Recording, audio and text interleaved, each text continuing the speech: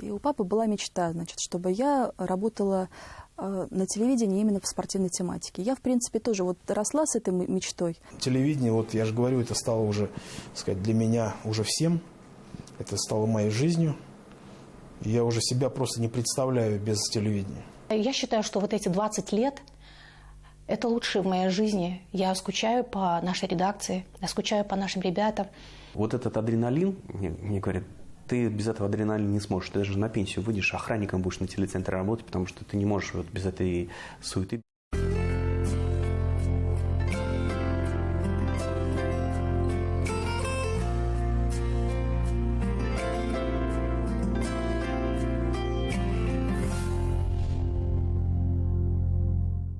Последняя серия нашей телевизионной кино-видеоэпопеи. Ее мы изначально назвали «Разные». В ней собраны истории, которые запомнились нашим героям.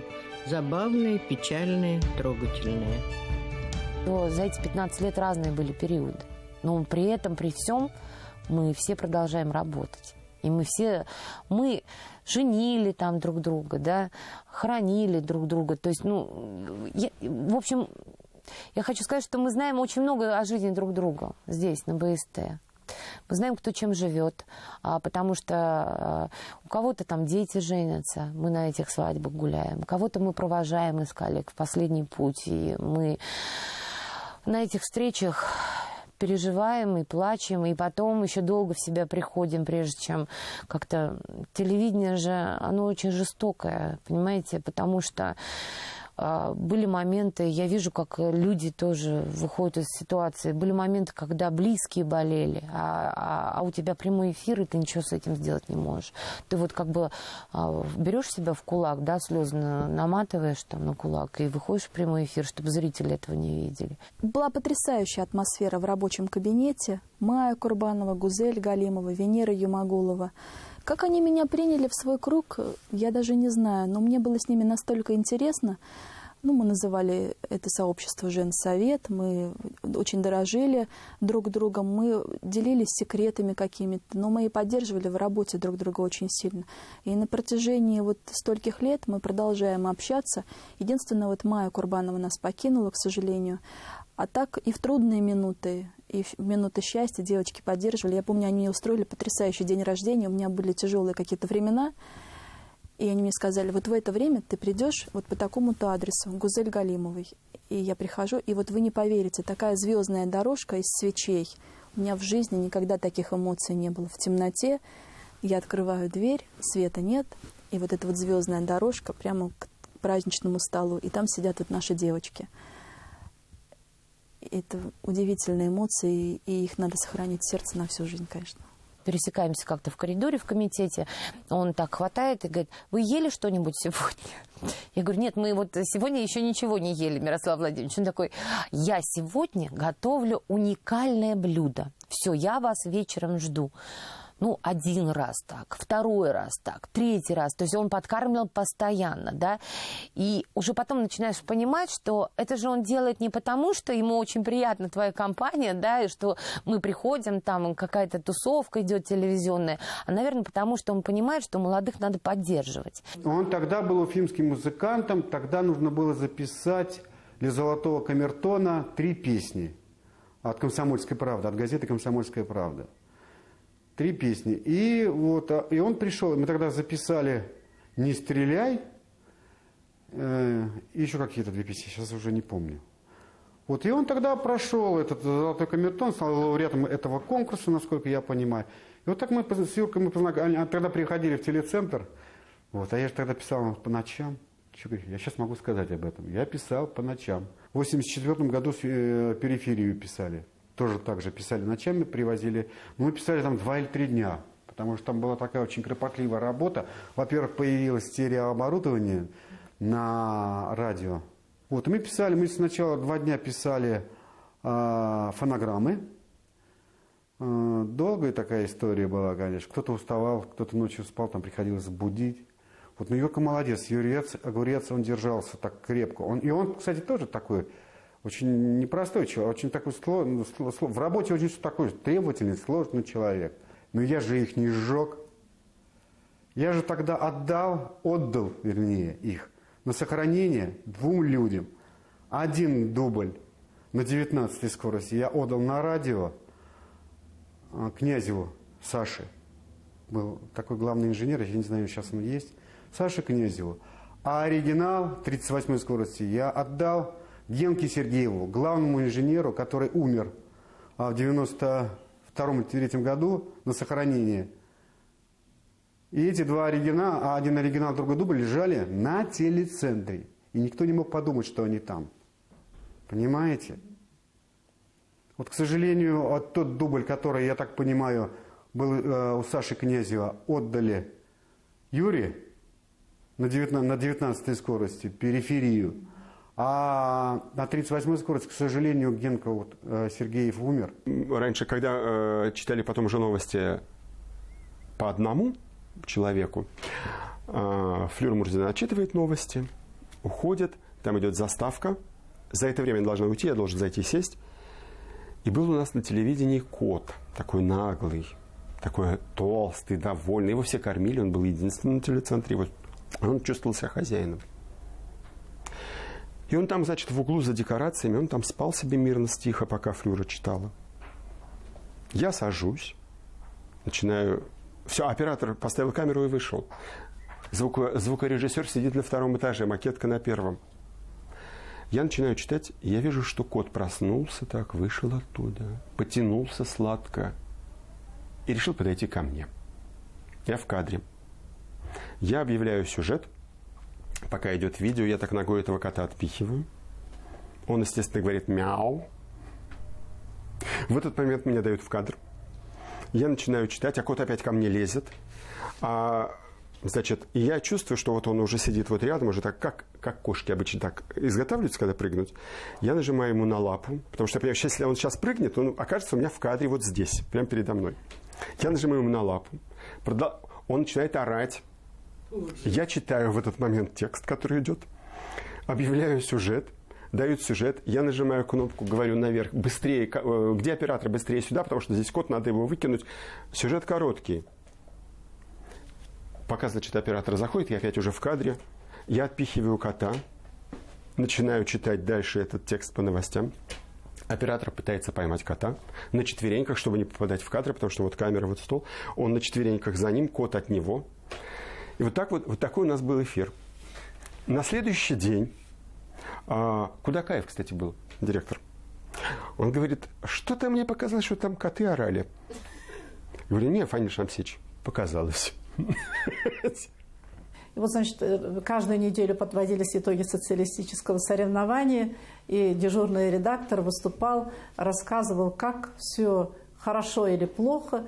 И потом, естественно, директор студии Гата Шайхетдинович Имаев сидел и как бы посматривал в ту сторону, где сидел, так скажем, в кавычках, герой передачи. И как бы иногда ухмылялся, иногда так постукивал по столу. Мы жутко боялись этих недельных разборок, когда каждую неделю собиралась вся компания, и выступали недельные критики. Критик-редактор, критик-режиссер. И вы знаете, там была очень серьезная атмосфера, когда выходили мэтры и разбирали по полочкам каждую нашу работу. И сценарий разбирался редактором дежурным, разбиралась режиссерская работа, причем по всей строгости. И это была ведь и школа, это была великая школа, которая нас научила. Я до сих пор подступаюсь к какому-либо очередному опусу, так скажем, к сценарию, ловлю себя на том, что невольно появляется такая мысль, а как бы это оценила Аниса Гафуровна Тимербулатова? Первый мой редактор, который все боялись. Она была очень строгий критик. Наши машинистки были очень, как сказать, умные, они разбирались. Говорят же, по одежде человека встречают. Они встречали редактора по тексту. Если текст интересный у этого автора, журналиста, они прям с уважением к ним относились. Без очереди печатали. Иногда оставались, печатали. Но никогда не отказывали. Шамиль Валеев, вот когда формируешься вот либо от учителей, либо от друзей. Вот, кстати, вопрос о дружбе. Он пришел на месяц раньше меня, и получилось, что он пришел на мое место. Должен был прийти я, а тут получилось, что... сейчас Гайхатаит, это как бы у него... Фанис Валеев был такой талантливейший оператор. Тоже вот, кстати, и о личности разговор, совместимость или несовместимость. И вот пришел тогда вот на мое место, и претендовал я, меня что-то так вот подвинули, и пришел Шамиль Валеев. Готов был ему тогда расквасить нос, наверное, хотя его не знал. Стали друзьями. Но формировались вот так вот, соперничая друг с другом. Что-то он похулиганит, а я что-то свое похулиганю. Вот так и формировались от учителей, от друзей.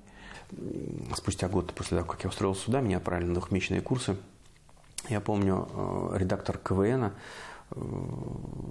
я там показывал свои работы, мы обсуждали, естественно, бурно. Вот здесь я говорил, вот здесь вот оператор там торопился домой, поэтому не доснял такую-то сцену, вот здесь должно было быть все по-другому, вот здесь у нас не хватило времени для монтажа. И я помню эту фразу, до сих пор повторяю молодым журналистам.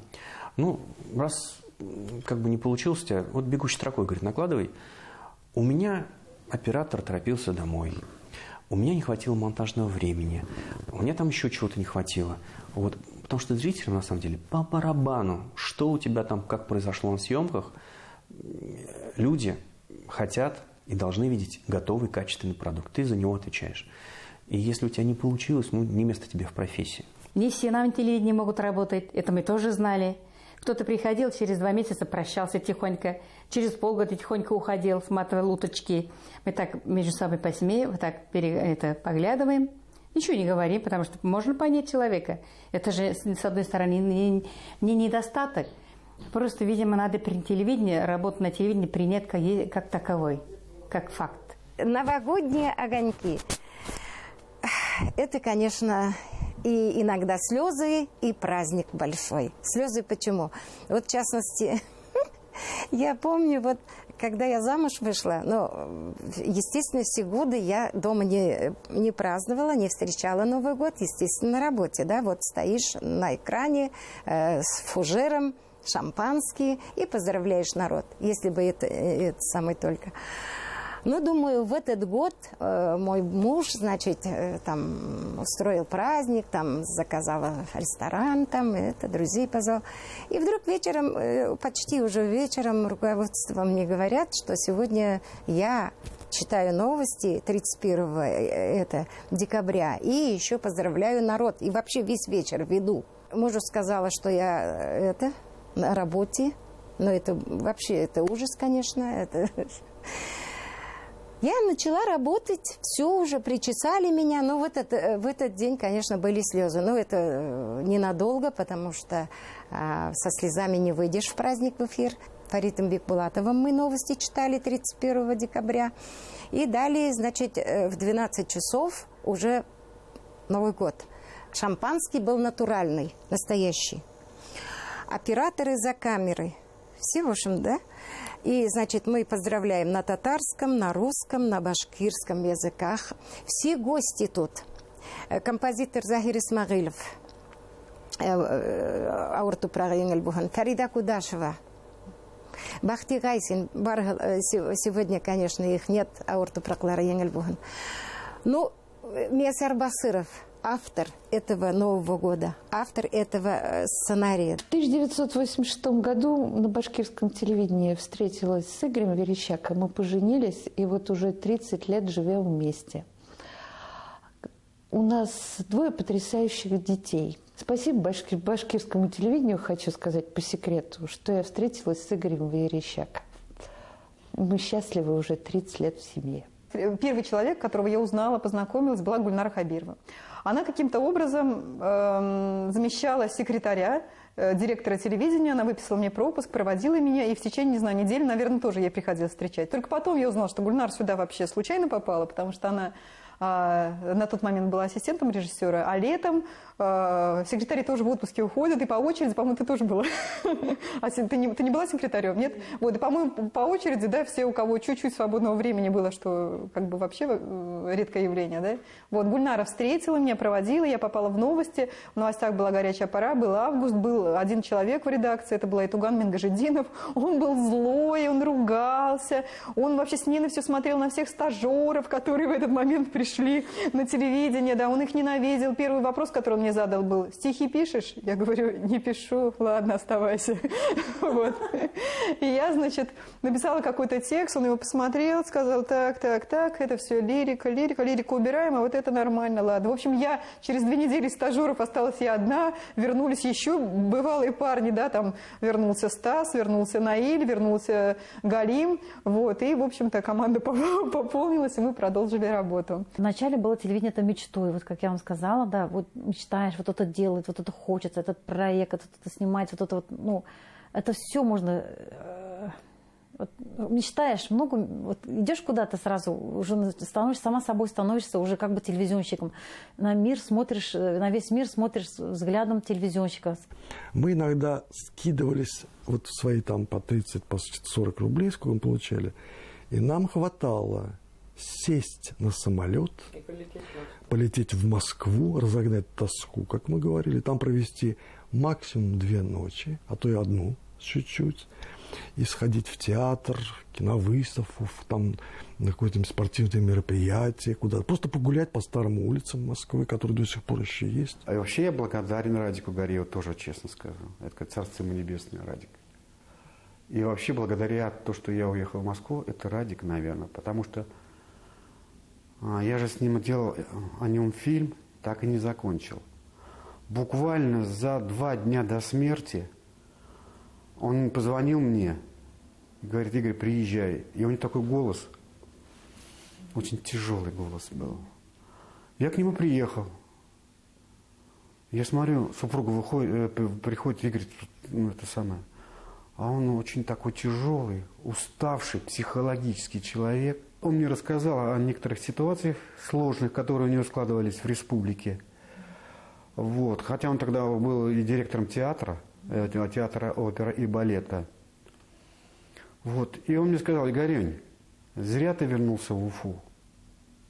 Не надо возвращаться, уезжай. Я не знаю, почему он мне так сказал. Вот у него такая была печаль.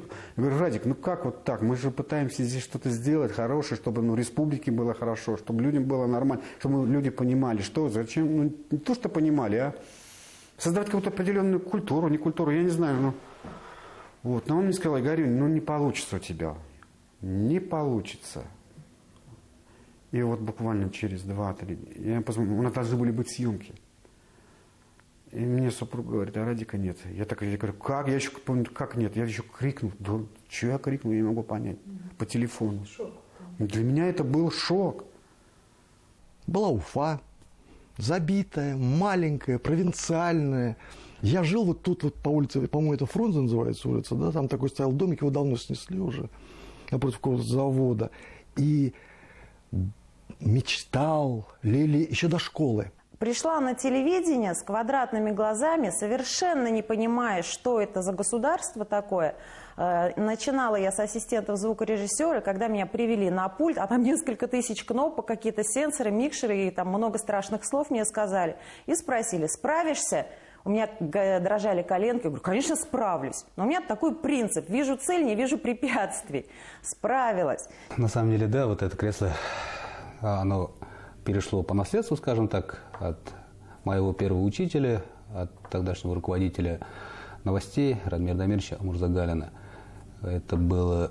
Я впервые пришел сюда 18 лет назад, в октябре 1998 года. Меня завели в кабинет новостей, там как раз сидел Радмир Дамирович за этим креслом. И, в принципе, вот так и началась, так скажем, моя телевизионная эпопея.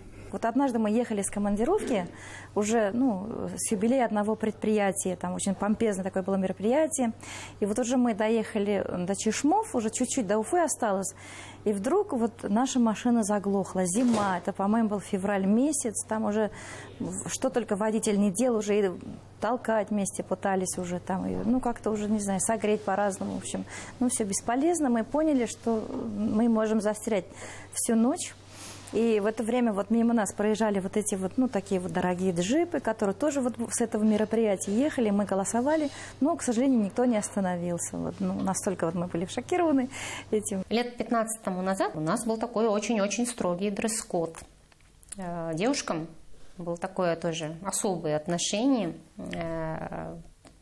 Один раз было такое, что вот мы выехали в район, и по полям скачем, там 8 или 9 районов в день. Слава богу, тогда у нас уже появились качественные машины, что мы успевали за кортежем. И я поехала в босоножках, потому что жара 40-градусная, и по полю на каблуках особо не походишь, да, и на следующий день меня вызывает Луиза Заматовна и говорит: я тебе одно, говорит, пожелание передам. Я говорю: ну ладно, говорите. Вот, говорит, мне сказали, говорит, тут это, посоветовали выделить тебе премию. Я такая: за что? Ну, как премию? Ну, матпомощь, наверное. Я говорю: почему? Ну, чтобы туфли тебе купить, а то говорят, говорит, вот в лаптях ходишь по полям, в брюках, если мы на съемках появлялись. Ну, опять-таки, руководство получало замечания о том, чтобы там, если даже летом с открытыми руками, там, сарафане или и так далее, чтобы мы где-нибудь на съемках оказывались, ну, об этом даже речи не могло быть. Я даже помню, мне как-то влетело, что я поехала в Белый дом в джинсах, и кто-то сделал замечание, видимо, да, велели мне принести туфли и юбку на работу. Тогда, ну, дресс-код, я все понимаю. Я в людях начала разбираться. Я раньше не знала. Вот человек там говорит красивые слова, высокопафосные слова. Думаешь: о, это человек профессионал. А теперь человек очень незаметный, такой серый, может, с виду, да. Начинаешь общаться, а такой-то внутренний, такой богатый человек. Вот декоратор у нас один есть, да. Я прям полюбила этого человека. Вот такие люди у нас должны работать все равно. Это жизнь, наверное, я не знаю, наверное, жизнь.